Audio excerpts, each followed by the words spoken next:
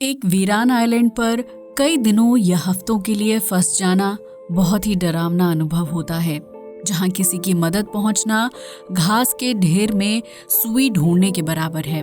क्या हो अगर इंसानों का एक समूह सुनसान आइलैंड पर फंस जाए और 15 साल तक उनकी मदद के लिए कोई ना आए? तो जाहिर सी बात है कि उस आइलैंड पर फंसे लोगों की भुखमरी या बीमारी की वजह से मौत हो जाएगी। लेकिन आज हम आपको आइलैंड पर फंसे कुछ ऐसे लोगों की कहानी बताने जा रहे हैं जिन्हें सुनसान आइलैंड पर मरने के लिए छोड़ दिया गया था। हालांकि उन लोगों की किस्मत को कुछ और ही मंजूर था। 15 साल तक आइलैंड पर फंसे रहे मजदूर। इस दर्दनाक कहानी की शुरुआत सन 1761 में शुरू होती है, जब अमेरिका में अश्वेत लोगों के साथ गुलामों की तरह व्यवहार किया जाता था और उनकी खरीद फरोख्त बड़े पैमाने पर की जाती थी। उस दौरान फ्रांस का एक जहाज मेडागास्कर से मॉरिशस की तरफ जा रहा था, जबकि ये दोनों द्वीप उस वक्त फ्रेंच कॉलोनी का हिस्सा हुआ करते थे। फ्रांसीसी व्यापारी जहाज के जरिए मेडागास्कर और मॉरिशस के बीच व्यापार किया करते थे, जबकि उस दौरान समुद्री रास्ते से गुलामों या मजदूरों को ले जाना गैर कानूनी माना जाता था। लेकिन इसके बावजूद भी फ्रेंच व्यापारी पैसों के लालच में गुलामों को सस्ती कीमत पर खरीदते थे और फिर उनसे महीनों तक काम करवाकर मोटा पैसा कमाते थे, जिसकी वजह से जहाज में आम लोगों के साथ 160 गुलामों को खुफिया तरीके से मेडागास्कर से मॉरिशस ले जाया जा रहा था। इस समुद्री रास्ते में ट्रॉमेलिन नाम का एक द्वीप था, जिसकी लंबाई 1.5 किलोमीटर और चौड़ाई 800 मीटर के आसपास है। इस आइलैंड पर दूर दूर तक कोई हरियाली या पेड़ नहीं है, जबकि जमीन पर सिर्फ रेत ही रेत देखने को मिलती है। मॉरिशस जा रहे जहाज में कप्तान और यात्रियों के बीच रास्ते को लेकर बहस शुरू हो गई थी, जिसकी वजह से कैप्टन का ध्यान आगे आने वाले ट्रॉमेलिन आइलैंड से हट गया था। रात का वक्त था और आपसी बहस के दौरान जहाज ट्रॉमेलिन द्वीप से जाकर टकरा गया था, जिसके बाद जहाज तेजी से पानी में डूबने लगा। कुछ यात्रियों और गुलामों की पानी में डूबकर मौत हो गई थी, जबकि दूसरे लोग अपनी जान बचाने के लिए ट्रॉमेलिन द्वीप पर जा पहुंचे थे। इनमें 80 गुलाम समेत कुछ गोरे यात्री और जहाज का कप्तान शामिल था। इसके साथ ही कुछ लोगों ने समझदारी से काम लेते हुए डूबते हुए जहाज से खाने पीने का सामान और कुछ जरूरी चीजों को डूबने से पहले आइलैंड पर पहुंचा दिया था। इस हादसे से जहाज का कप्तान सदमे में था, लिहाजा बार्थलेमेडू वर्ने नाम के एक शख्स ने लोगों को शांत करने का काम किया। वर्ने ने आइलैंड पर 2 कैंप लगवाए, जिसमें से एक कैंप में गोरे लोग और दूसरे कैंप में गुलामों के ठहरने की व्यवस्था की गई थी। इसके साथ ही उन लोगों ने अगली सुबह आइलैंड पर एक कुआं खोदने का काम शुरू किया, ताकि पीने लायक पानी को इकट्ठा किया जा सके।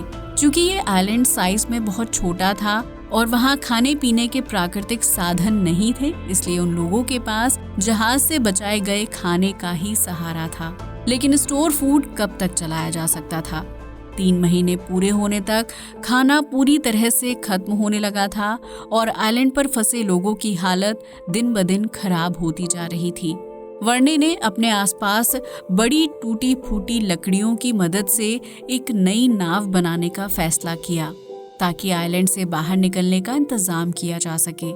इस काम में सभी लोगों ने सहयोग किया और आखिरकार नाव बनकर तैयार हो गई। लेकिन उस नाव में सबसे पहले फ्रांसीसी नागरिकों और क्रू मेंबर्स को जगह दी गई थी।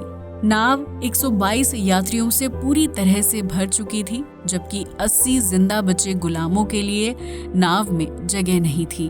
वर्ने ने उन लोगों से वादा किया कि वो जल्द ही उनके लिए जहाज भेजेंगे और नई नाव ट्रॉमेलिन आइलैंड से रवाना हो गई, जो 4 दिन के लंबे सफर के बाद मॉरिशस के तट पर पहुंची थी। यहाँ पहुंचते ही वर्ने ने सबसे पहले गवर्नर से मुलाकात की और उन्हें ट्रॉमेलिन आइलैंड पर फंसे मजदूरों के बारे में बताया, लेकिन गवर्नर ने उनकी मदद करने से इनकार कर दिया था। दरअसल गवर्नर का कहना था कि वर्ने और जहाज के कप्तान ने नियमों का उल्लंघन करते हुए जहाज में गुलामों का व्यापार किया था, लिहाजा उन्होंने गुलामों को बचाने के लिए जहाज नहीं भेजा। वहीं उस वक्त फ्रांस और ब्रिटेन के बीच 7 ईयर वॉर चल रही थी, जिसकी वजह से फ्रांस की आर्थिक स्थिति बेहद खराब हो चुकी थी और उसका सरकारी खजाना खाली हो रहा था। फ्रेंच अधिकारी ट्रोमेलन आइलैंड पर जहाज भेजने में पैसा खर्च नहीं करना चाहते थे। इस वजह से वर्ने के बार बार कहने पर भी गुलामों की मदद के लिए कोई कार्रवाई नहीं की गई थी। हालांकि जब फ्रांस और ब्रिटेन के बीच युद्ध खत्म हुआ तो गुलामों को ट्रोमेलन द्वीप से बाहर निकालने के लिए एक बार फिर कोशिशें की जाने लगी थी। इस बीच वर्ने की हालत दिन ब दिन खराब होती जा रही थी, क्योंकि उसे ऐसा महसूस हो रहा था कि वो अपने वादे को पूरा नहीं कर पाया है और द्वीप पर फंसे लोग मदद की उम्मीद लगाए बैठे होंगे। सन 1772 में जाकर फ्रेंच अधिकारियों ने ट्रोमेलन द्वीप पर जहाज भेजने का फैसला किया, लेकिन इस काम को पूरा करने में 3 साल का वक्त लग गया था और आखिर में सन 1775 में 2 छोटी नावों को द्वीप की तरफ रवाना किया गया था। एक नाव को द्वीप पर ही रोक दिया गया था, जबकि दूसरी नाव आइलैंड पर फंसे लोगों की खबर लेकर मॉरिशस पहुंची और कप्तान ने बताया कि ट्रोमेलन द्वीप पर फंसे लोग अब भी जिंदा हैं। इस बात को लगभग 15 साल का वक्त गुजर चुका था, जिसके बाद उन लोगों को ले जाने के लिए 2 जहाज भेजे गए थे, लेकिन समुद्री तूफान की वजह से जहाज ट्रोमेलन द्वीप तक नहीं पहुंच पाए और उन्हें वापस लौटना पड़ा था। जिसके बाद साल 1776 में ट्रोमेलन नाम का एक व्यक्ति अपने जहाज को लेकर द्वीप पर पहुंचा और उसने वहां लोगों को बाहर निकालने का फैसला किया। उस शख्स के नाम पर ही इस द्वीप को ट्रोमेलन नाम दिया गया है, जिसके वहां पहुंचने तक 80 लोगों में से सिर्फ 8 लोग ही जिंदा बचे थे। इन 8 लोगों में 7 महिलाएं और एक 8 साल का बच्चा था। ट्रोमेलन समेत सभी लोग हैरान थे कि आखिर ये 8 लोग 15 साल तक जिंदा कैसे रहे थे। कहा जाता है कि उन जिंदा बचे लोगों ने 15 साल तक द्वीप पर जलाई गई आग को बुझने नहीं दिया था और यही आग उनके जिंदा रहने की अहम वजह बनी थी।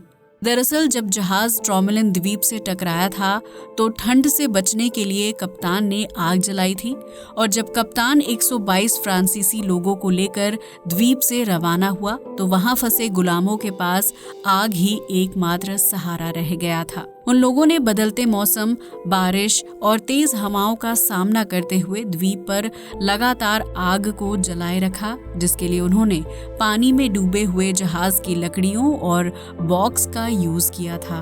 ट्रोमेलन द्वीप पर खाने के लिए जंगली फल या कंदमूल नहीं थे, इसलिए वहां फंसे 80 गुलामों ने अपना पेट भरने के लिए समुद्री जीवों जैसे केकड़े और मछलियों का शिकार करना शुरू कर दिया था।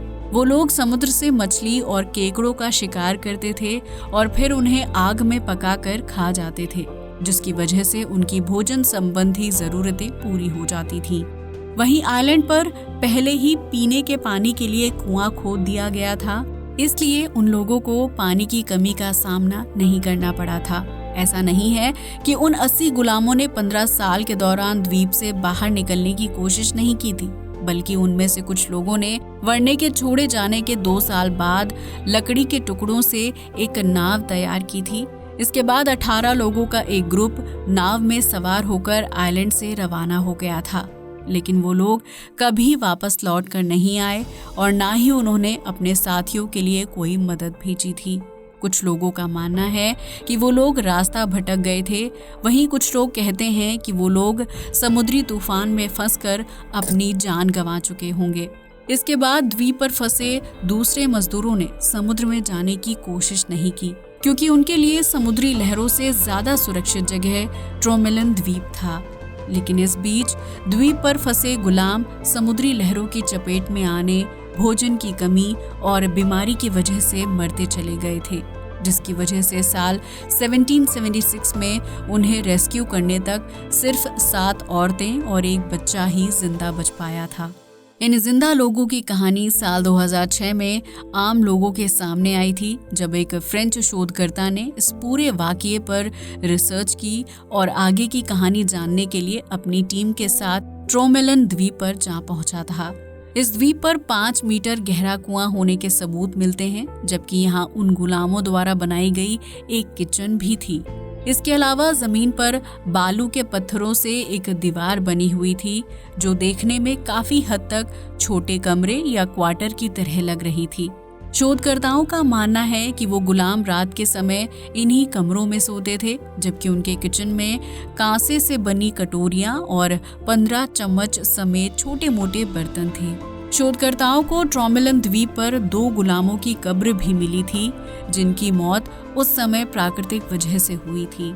जब उन लोगों के शव पर रिसर्च की गई तो पता चला कि वो अपने खाने में समुद्री पक्षी, मछली और कछुए खाते थे। उन लोगों को समझ आ गया था कि उन्हें बचाने के लिए कोई जहाज नहीं आएगा, लिहाजा उन्होंने ट्रॉमेलन द्वीप को अपना घर बना लिया था और समुदाय के रूप में रहने लगे थे।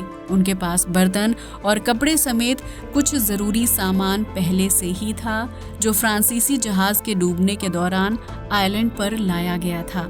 इन्हीं चीजों का यूज करके उन 80 गुलामों ने एक समुदाय के रूप में अपना जीवन जीना शुरू कर दिया था, जो ट्रॉमेलन आइलैंड पर आज़ादी भरी जिंदगी जी रहे थे और उनके ऊपर कोई अत्याचार करने वाला नहीं था। वो लोग नरभक्षी नहीं थे और ना ही उन्होंने अपने साथियों को मार कर खाया था। जबकि आइलैंड पर मृत लोगों की कब्रें इसलिए नहीं मिल पाई थी क्योंकि 1950 के दशक में कुछ लोग खजाने की तलाश में ट्रॉमेलन आइलैंड पहुंचे थे। उन्होंने आइलैंड में खुदाई का काम शुरू कर दिया था, जिसकी वजह से ट्रॉमेलन द्वीप पर रहने वाले गुलामों की कब्रों को नष्ट कर दिया था और उनमें से सिर्फ 2 लोगों की कब्र को ही सुरक्षित प्राप्त किया गया था। वहीं सन 1776 में आइलैंड से रेस्क्यू की गई 7 महिलाओं और 1 बच्चे को वापस मॉरिशस लाया गया था, जहां उन्हें गुलामी से आज़ाद कर दिया गया था और नए गवर्नर ने उन्हें रहने के लिए घर भी दिया था। हालांकि उस वक्त तक मॉरिशस में गुलामी पूरी तरह से खत्म नहीं हुई थी, लेकिन साल 1848 में फ्रांस ने इंसानी गुलामी को पूरी तरह गैर कानूनी घोषित कर दिया था। अब तो आप समझ ही गए होंगे कि 15 साल तक एक आइलैंड पर फंसे रहने वाले लोग कौन थे और उन्होंने खुद को जिंदा कैसे रखा। अगर वीडियो अच्छा लगा हो तो इसे लाइक और शेयर करना बिल्कुल ना भूलें। साथ ही हमारे चैनल को भी सब्सक्राइब करें। जय हिंद दोस्तों।